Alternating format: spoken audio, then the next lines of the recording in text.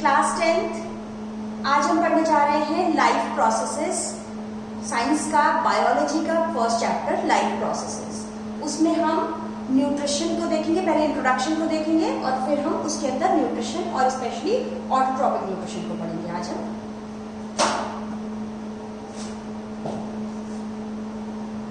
क्या क्या होता है, सबसे स्मॉलेस्ट यूनिट दुनिया में कुछ भी है, एटम्स होते हैं सबसे छोटे, इलेक्ट्रॉन, प्रोटॉन और न्यूट्रॉन के बने होते हैं। एटम्स कार्बन, हाइड्रोजन, ऑक्सीजन, ये एटम्स मिलकर मॉलिक्यूल बनाते हैं, कार्बन डाइऑक्साइड, H2O, वाटर। ऐसे कई कॉम्प्लेक्स मॉलिक्यूल से मिलकर हमारी बॉडी के अंदर सेल्स बनी है। Cells are the smallest fundamental basic unit of life. तो सेल्स हमारे लाइफ की बेसिक यूनिट है और सेल्स को मिलाकर टिश्यू बना है। सिमिलर तरीके की सेल्स का ग्रुप जो एक फंक्शन परफॉर्म करता है वो टिश्यू है। जैसे कि एक सेल है मसल सेल, पर कई मसल सेल मिलकर बनाती है मसल।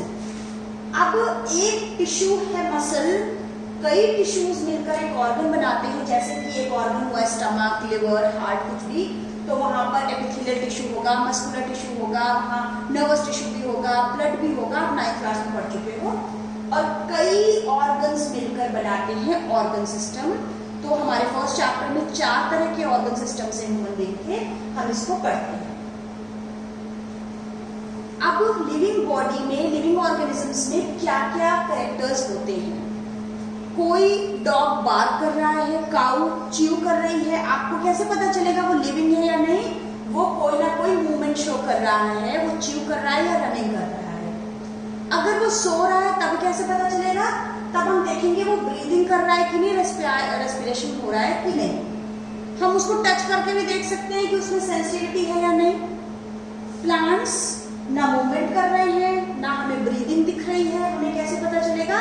प्लांट्स में ग्रोथ हो रही है, ग्रीन है प्लांट्स, हमें इससे पता चलता है। ग्रोथ को कई बार हम देख नहीं सकते, ऑब्जर्व नहीं कर सकते हैं डेली की डेली ग्रोथ को।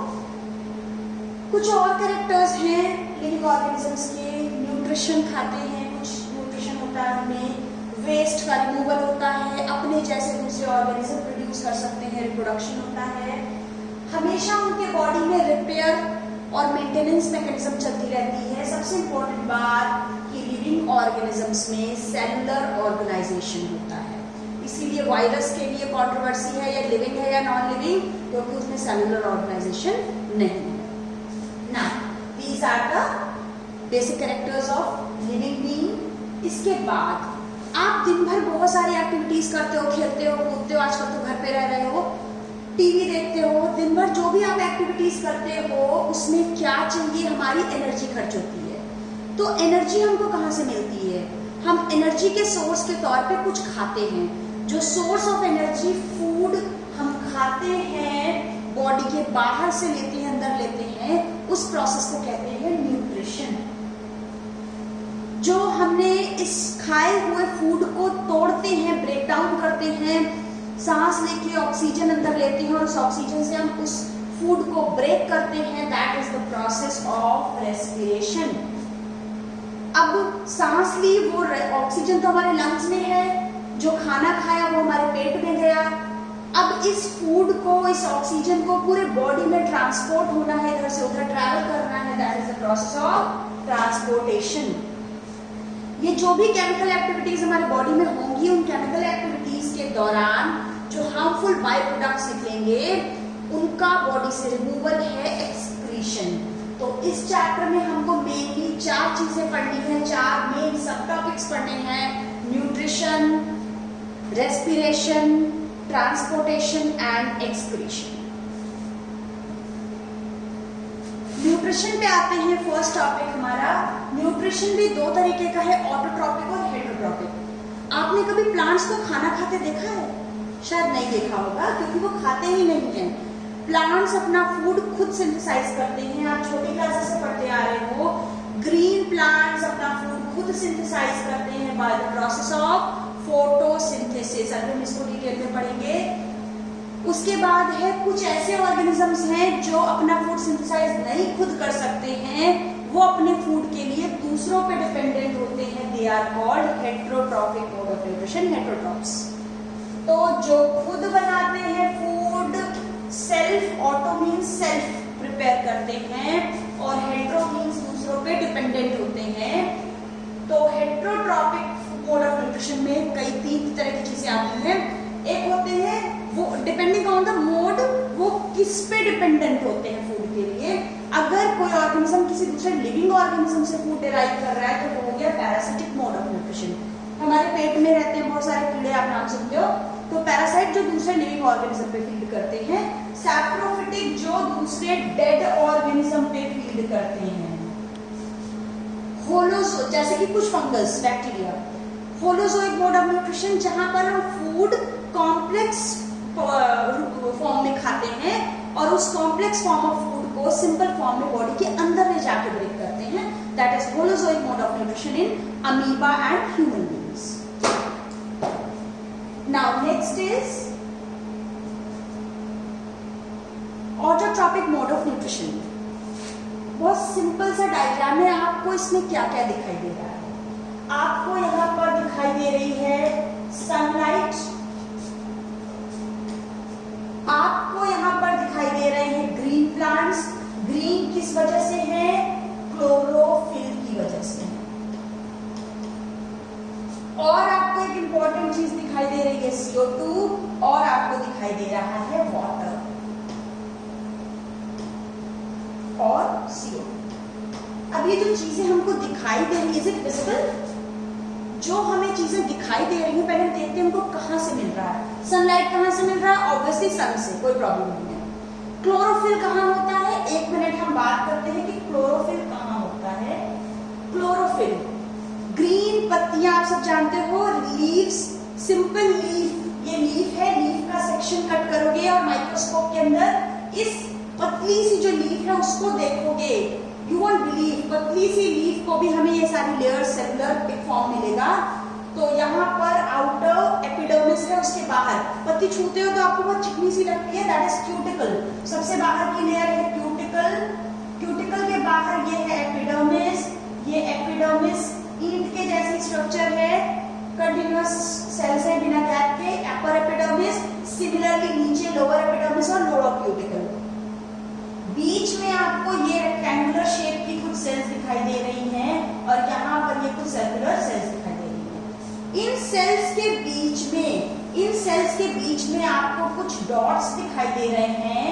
ये डॉट्स जो हैं ये आप 9th क्लास में पढ़ चुके हो, एक सेल ऑर्गेनल है क्लोरोप्लास्ट। ये डॉट्स लाइक स्ट्रक्चर है सेल ऑर्गेनल क्लोरोप्लास्ट।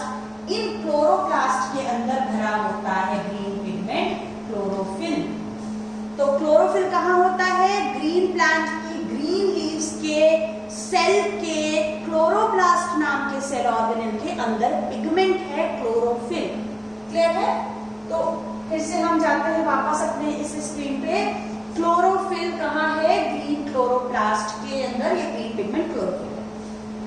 वाटर कहाँ पर होता है? कहाँ से लेते हैं प्लांट्स? वाटर होता है सॉइल में और प्लांट्स लेते हैं इसको रूट्स के थ्रू एब्जॉर्ब करके, प्लांट्स लेते हैं इसको वाटर को। CO2 कहाँ पर होता है? CO2 होता है एटमॉस्फेयर में और प्लांट्स CO2 को कैसे लेते हैं? प्लांट्स तो सांस नहीं ले सकते।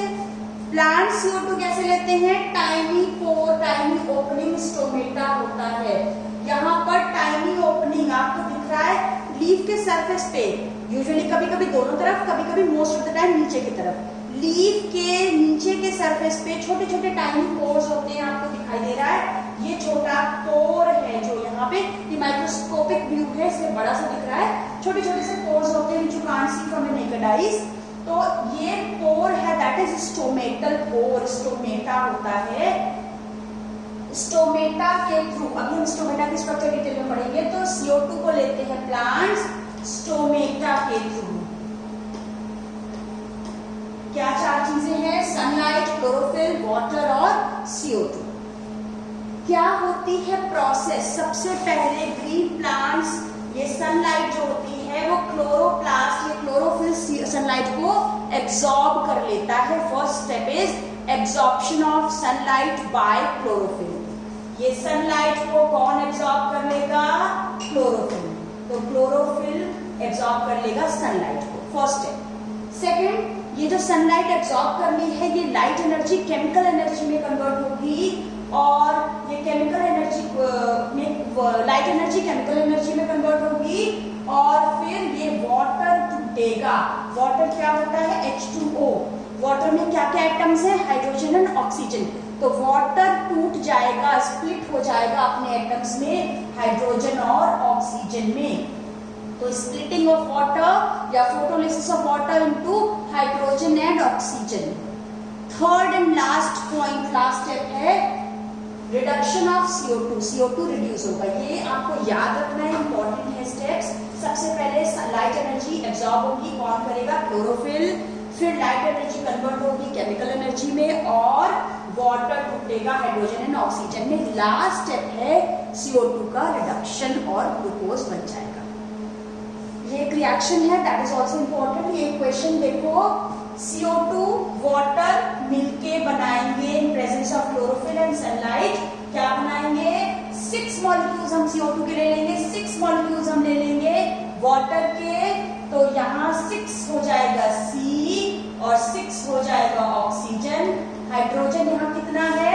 12 और 12। तो यहाँ पर ऑक्सीजन 12 कर देंगे, बाकी बचा 12 ऑक्सीजन निकल जाएगा।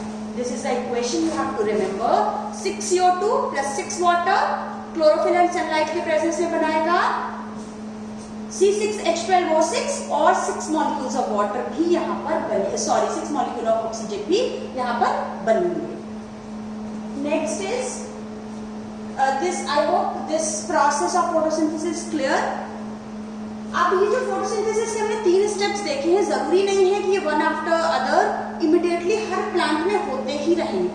कई प्लांट्स में, स्पेशली डेजर्ट प्लांट्स में, डेजर्ट मींस जहां बहुत गर्मी है, जहां पर दिन में सनलाइट बहुत तेज होती है, इस वजह से स्टोमेटा ओपन नहीं रहते। स्टोमेटा क्या होते हैं? ओपनिंग्स हैं जो वाटर को रेगुलेट करते हैं, वाटर एक्सेस वाटर को बॉडी से रिमूव करते हैं। तो डेजर्ट्स प्लांट में दिन में सनलाइट की वजह से स्टोमेटा ओपन नहीं होते हैं, तो CO2 कहां से आएगी? वो CO2 रात में जब स्टोमेटा ओपन करते हैं तो रात में CO2 लेकर उसको एक इंटरमीडिएट कंपाउंड में कन्वर्ट करके अपने पास रख लेते हैं। जब नेक्स्ट डे दिन में सनलाइट आएगी तो उस इंटरमीडिएट कंपाउंड पे वो लाइट एनर्जी एक्ट करेगी और आगे फोटोसिंथेसिस की प्रोसेस होगी। तो ये काम है डेजर्ट प्लांट्स में। क्या होता है? इंटरमीडिएट कंपाउंड बन जाता है रात में सनलाइट स्टोमेटा से CO2 को लेकर। अब ये हम लीफ का क्रॉस सेक्शन पढ़ चुके हैं। नेक्स्ट आते हैं स्टोमेटा के ऊपर। स्टोमेटा टाइनी ओपनिंग थी, हम देख चुके हैं लीफ के सरफेस पे जो टाइनी पोर्स है स्टोमेटा। स्टोमेटा गार्ड ये बीन शेप की होती हैं, किडनी शेप की या बीन शेप की है ये गार्ड सेल्स, आप देख सकते हो। और अंदर है ये सारा ओपनिंग है, ये स्टोमेटल पोर है अंदर की तरफ। बाहर आप देख रहे हो यहाँ पर क्लोरोफिल है, क्लोरोप्लास्ट है, और बीच में कोई न्यूक्लियस भी है। यहाँ पर ये न्यूक्लियस है। ओके, तो बीन शेप की, किडनी शेप की ये 2 गार्ड सेल्स हैं, इनके बीच में यहाँ स्टोमेटल पोर है, ये गार्ड सेल्स हैं, और ये सब्सिडरी सेल्स हैं। तो गार्ड सेल्स, ये डायग्राम आता है, आपको लेबलिंग करनी होगी। तो गार्ड सेल है, स्टोमेटल पोर है, ये इनमें ग्रीन कलर की क्लोरोप्लास्ट है, ये इसका न्यूक्लियस है। ओपनिंग और क्लोजिंग कैसे होती है स्टोमेटा की, ये भी पूछा जाता है। 2 मार्क्स में डायग्राम आता है, कभी लेबलिंग आती है, कभी opening and closing of stomata पूछते हैं। तो लुक एट दिस स्टोमेटा, ये गार्ड सेल्स हैं। जब गार्ड सेल्स में पानी एंटर कर जाता है तो गार्ड सेल्स स्वेल हो जाती हैं, जिससे स्टोमेटल पोर ओपन हो जाते हैं। तो when guard cells swell, take up water, swell हो जाती है वाटर लेकर, तब स्टोमेटल पोर ओपन होते हैं। और जब इन गार्ड सेल्स में से पानी निकल जाता है तो ये श्रिंक हो जाते हैं और ये हो जाते हैं क्लोज। श्रिंक हो जाते हैं तो क्लोज हो जाते हैं पानी जब निकल जाता है। तो this is all about stomata. अब हम एक एक्टिविटी करते हैं, एक्सपेरिमेंट है कि ये प्रूव करना है कि सनलाइट सनलाइट, क्लोरोफिल नेसेसरी है फोटोसिंथेसिस के लिए। इसके लिए हम एक प्लांट ले लेते हैं वेरिगेटेड लीफ वाला। वेरिगेटेड लीफ क्या होती है? जिन लीफ में ग्रीन और येलो स्पॉट्स होते हैं बीच बीच में। तो वेरिगेटेड लीफ वाला कोई भी प्लांट, जैसे कि क्रोटन हुआ, मनी प्लांट हुआ, प्लांट को हम 2-3 दिन तक अंधेरे कमरे में रख लेते हैं, जहां पर अंधेरा हो, लाइट ना आए। क्यों रखते हैं? ताकि जितना फूड पहले से उसमें बना है वो सारा कंज्यूम्ड हो जाए, यूज्ड अप हो जाए, कुछ बचा ना रहे। अब हम अंधेरे से निकाल के उस प्लांट को, अपने पॉटेड प्लांट को कुछ आवर्स के लिए, 2-4-6 घंटे के लिए हम उसको सनलाइट में रखते हैं, ताकि उसमें फोटोसिंथेसिस प्रोसेस शुरू हो जाए। अब हम उसमें से एक लीफ को तोड़ लेंगे और उसको ट्रेस पेपर पे ट्रेस कर लेंगे, कहाँ पर ग्रीन और कहाँ पर येलो एरियाज है। वो बाद में जब लीफ कलरलेस हो जाएगी तब हम उसको कंपेयर करेंगे। तो अब हमने इस जो लीफ को तोड़ लिया है, इस पे बॉइलिंग वाटर में डिप करते हैं थोड़ी देर के लिए इसको, ताकि इसकी सेल्स डेड हो जाए, इसमें कुछ और नई एक्टिविटी ना हो। फिर हम क्या करते हैं, उस सेल को, अपनी लीफ को एक बीकर में अल्कोहल डाल के बॉईल करते हैं। बीकर में अल्कोहल डालते हैं और उस बीकर को वाटर बाथ में गर्म करते हैं। मींस ये बीकर के अंदर हमने लीफ ले ली है और इस बीकर को हमने वाटर बाथ में गर्म करना है। हम यहाँ पे फ्लेम करेंगे, हम ये है अल्कोहल। हम डायरेक्ट अल्कोहल को गर्म नहीं करते हैं, because alcohol is inflammable, it may catch fire. So हम अल्कोहल को वाटर बाथ में करके गर्म करेंगे। क्यों अल्कोहल में गर्म करेंगे? ताकि ये कलरलेस हो जाए, इसका क्लोरोफिल अल्कोहल में डिसॉल्व हो जाए। तो अब इसके बाद लीफ हो जाएगी हमारी कलरलेस और अल्कोहल हो जाएगा ग्रीन। इस कलरलेस लीफ को जो अल्कोहल में बॉईल हुई है, इसको निकाल के हम थोड़ा सा पानी में वॉश कर लेंगे। उसके बाद इस कलरलेस लीफ पे हम डालेंगे few drops of iodine solution. Iodine आपको पता है स्टार्च टेस्ट में यूज होता है, तो हम आयोडीन सॉल्यूशन की कुछ ड्रॉप्स डालेंगे। तो लीफ का वो पोर्शन जो पहले ग्रीन था वो ब्लू हो जाएगा, क्योंकि वहां पर फूड बना है। और लीफ का वो पोर्शन जो पहले येलो था, वहां पर ब्लू कलर नहीं आएगा, शोइंग कि वहां पर क्लोरोफिल नहीं था, इसलिए वहां पर फोटोसिंथेसिस नहीं हुई।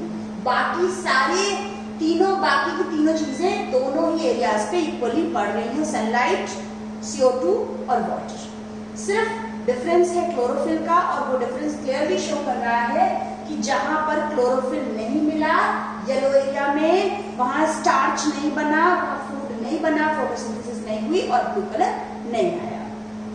सिमिलरली एक और एक्सपेरिमेंट है, ये प्रूफ करना कि CO2 नेसेसरी है फोटोसिंथेसिस के लिए। हमने लगभग ऑलमोस्ट एक जैसे 2 प्लांट्स को ले लिया। उन दोनों प्लांट्स को हम एक ग्लास प्लेट पे रखेंगे और उसको ग्लास के जार से कवर करेंगे। उससे पहले एक पेट्री डिश में हम थोड़ा KOH, पोटेशियम हाइड्रोक्साइड ले लेंगे। पोटेशियम हाइड्रोक्साइड की प्रॉपर्टी है कि वो CO2 को एब्जॉर्ब कर लेती है। अब हम इस ग्लास जार से जो कवर किया है, हम वैसलीन, यहाँ पर ओपनिंग्स पे सब जगह वैसलीन लगा देंगे, जिससे कि ये सील हो जाए, एयर टाइट हो जाए, कुछ और एयर यहाँ पर ना आए। अब क्या होगा, जो अंदर यहाँ पर एयर है, उस एयर में से CO2 सारी एब्जॉर्ब कर लेगा ये KOH। ये KOH है जो सारी की सारी CO2 एब्जॉर्ब कर लेगा। तो यहाँ CO2 होगी, अब यहाँ CO2 नहीं है, because it is being absorb by KOH। अब क्या करेंगे, पूरा का पूरा एक्सपेरिमेंट हम पीछे के जैसा सिमिलरली करेंगे। लीफ को तोड़ लेंगे, बॉइलिंग वाटर में डिप करेंगे, फिर अल्कोहल में डाल के वाटर बाथ के अंदर उसको बॉईल करेंगे, फिर उसको वॉश करके हम उसके ऊपर आयोडीन सॉल्यूशन की कुछ ड्रॉप्स डालेंगे। तो कौन से वाले प्लांट की लीफ ब्लू हो जाएगी और कौन सी नहीं होगी? यहाँ वाली ब्लू नहीं होगी और ये वाली लीफ ब्लू हो जाएगी। क्यों? क्योंकि यहाँ पर CO2 नहीं था, यहाँ पर CO2 था। This is all about autotrophic mode of nutrition. Next we will study heterotrophic mode of nutrition. Thank you class.